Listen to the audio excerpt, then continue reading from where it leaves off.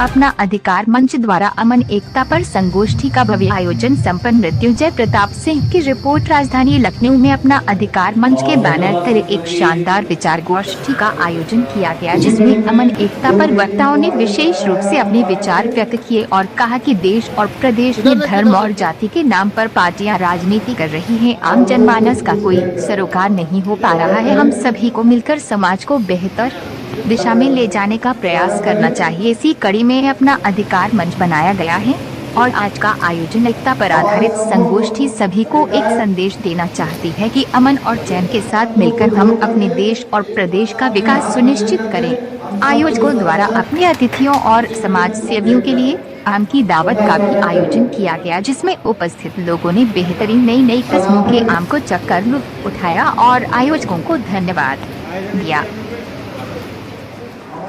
आज ये आयोजन हुआ है आम पार्टी में, उसी बहाने तमाम विषयों पे, सामाजिक विषयों पर भी बात हुई है। क्या कहना है? ऐसा था कि हमारे जो सीनियर बड़े भाई हैं रंजीत रावत जी, तो अभी पिछला ये एक चुनाव लड़े थे मेरे साथ, तो हम इनके साथ थे। तो चुनाव में जब हम लोग अभी गाँव में उतर के गए तो इन्होंने देखा कि लोग वोट लेने के बाद भाग जाते हैं और किसी तरह का ना कोई काम करते हैं ना कुछ करते हैं। तो रंजीत भाई जब चुनाव हो गया, संपन्न हो गया, रिजल्ट आ गए, तो वही हुआ जो हमारे और रंजीत भाई के बीच या जो होता आ रहा है। तो रंजीत भाई ने हमसे कहा कि चुनाव निकलने के बाद हम लोग एक बैठक करते हैं जिसमें एक मंच बनाते हैं जिनकी आवाज़ें उठकर आ नहीं पा रही हैं, जिनकी आवाज़ें उठकर आ नहीं पा रही। बच्चे स्कूल नहीं जा रहे हैं, बहुत सी बहन बेटियों के मुकदमे लिखे जाते हैं, कोई सुनता नहीं है।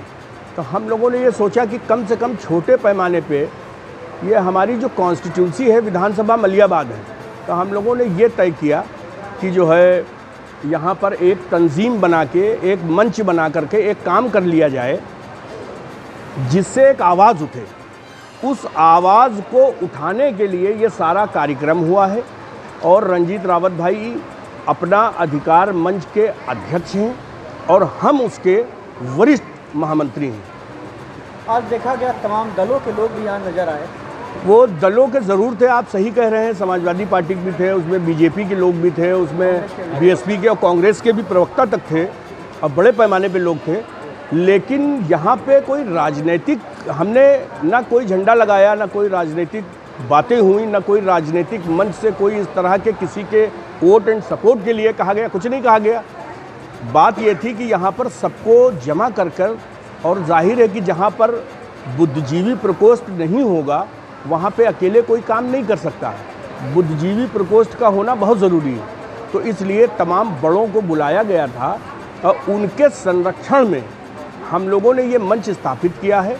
और इसके राष्ट्रीय अध्यक्ष हमारे बड़े भाई और हमारे सियासी गुरु भी हैं रंजीत रावत जी, वो हमारे सियासी गुरु भी हैं।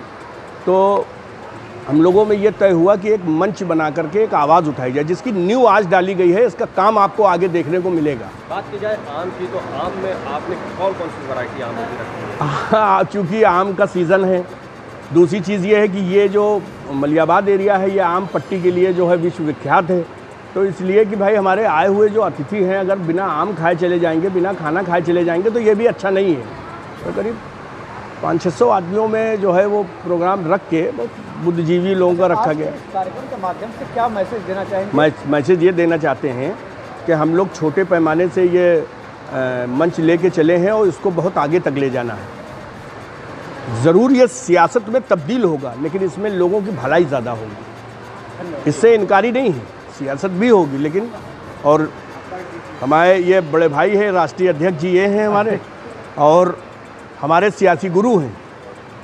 हम लोगों में यही तय हुआ कि जो है वो बैठकर एक मंच बनाया जाए, गरीबों की आवाज़ उठे। जो बच्चे स्कूल नहीं जा रहे हैं तो क्यों नहीं जा रहे हैं, लोगों के मुकदमे लिखे गए हैं तो थाने पे क्यों नहीं सुने जा रहे हैं, तहसील स्तर के काम, बहुत से काम ऐसे हैं जो हम लोग ये मंच के आधार पे काम करेंगे जुड़ के। यहाँ हमारा कोई राजनीतिक वो नहीं है।